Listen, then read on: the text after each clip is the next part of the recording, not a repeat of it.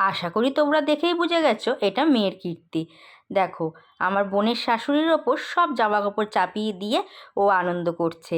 বোন আজকের ভাইকে আর সঙ্গীতাকে আইবুড়ো ভাত খাওয়াবে, তাই আমি আগের দিন রাতেই চলে এসেছি বোনকে একটু সাহায্য করার জন্য।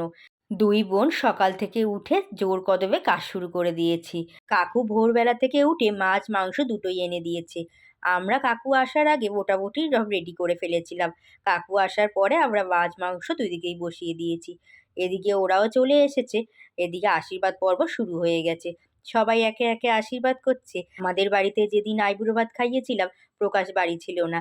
আজ ওর মনের আশাটা পূরণ হয়েছে ওদেরকে আশীর্বাদ করে।